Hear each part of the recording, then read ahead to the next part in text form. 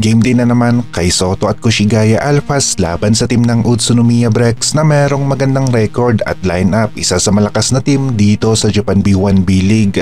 Kushigaya Alphas naman, kita natin na kaya nilang umabot sa gitnang rankings ng B1, mas malakas na ngayon, unti-unti pang nag-i-improve ang kanilang laro at sigurado na mananatili sila sa B1 level dahil kita talaga natin na yung level ng laro ng Kushigaya Alphas ngayon ay nasa gitna ng power rankings. Yung kakayahan na manalo laban sa top 8 teams, ito ang hindi pa gaanong nagagawa ng Kushigaya Alphas at ngayong araw baka magawa na nga nila ito dahil na rin sa ang makakalaban nila ay ang rank 3 sa standings. Maganda ang record at lineup. Narito ang solid na lineup ng Utsunomiya Brex at meron silang import na sina Jarrett Grant, Isaac Photo, DJ Newbill at Gavin Edwards. Maganda ang lineup ng Utsunomiya Brex dahil na rin sa tatlong solid na frontcourt players tapos yung isa ay point guard, shooting guard ang pwesto. Mabigat na sa loob ng paint ang player ng New Zealand na si Isaac Photo. Malakas pa ang player na ito at nagtataka tayo kung bakit hindi ito ginamit ng New Zealand. Grant Jarrett naman isang NBA ang kalibre ng laro, malapad ang frame at nakapaglaro na nga sa NBA teams ng Oklahoma City Thunder at Utah Jazz, ilan lamang sa dati niyang teams sa NBA.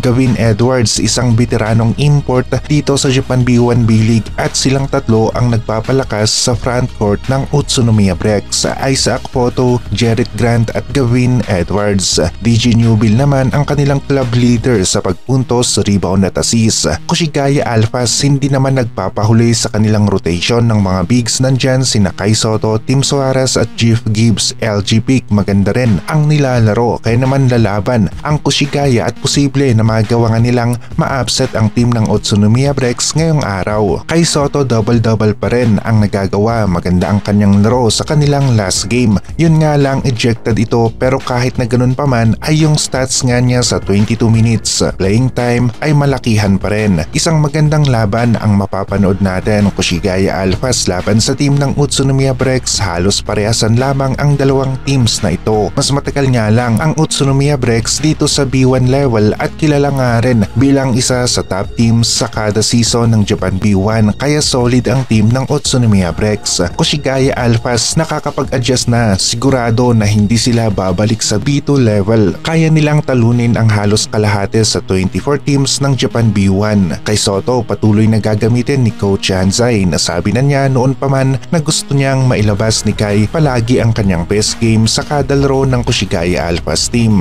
May laban naman ang Kushigaya at nauuwi na lamang sa patibayan sa 4th quarter ang labanan para sa team ng Kushigaya Alphas. Kapag yung nasa gitna na rankings ng B1 ang kalaban, kaya naman talaga nilang talunin. Pero kapag yung nasa top 8, minsan nagko-collapse nga lang ang laro ng Kushigaya sa 4th quarter. Nagagawa naman ni Kai Soto at ng Kushigaya Alphas na malamangan ang malalakas na mga teams. Yun nga lang nakakabawi at nakakapag-adjust ang mga ito kagaya ng Chiba Jets at ng Sun-En. Pero kapag gitnang rankings ng B1 na mga teams ay kayang-kaya nga ng Kushigaya Alphas na tambakan at talunin. Kapag na-dominate pa ni Kai ang malakas na frontcourt ng Utsunomiya Brex, double-double na naman ang magawa niya. Dito ay posible talaga na si Kai Soto ang lumabas na number 1 sa pagkuha ng rebound dito sa Japan B1 B-League at hindi lamang yon. Kapag malakihan nga rin ang nagawang puntos ni Kai ay mapapabilang rin si Kai Soto sa top scorer ng liga. Kaya mahalaga na maging consistent si Kai sa laro, palaging double-double kung kaya niya dahil papunta na talaga siya sa panahon na kung saan nagiging isa na siyang best center ng Asia. At posible rin talaga na umabot na sa 2025 itong si Kai Soto sa NBA.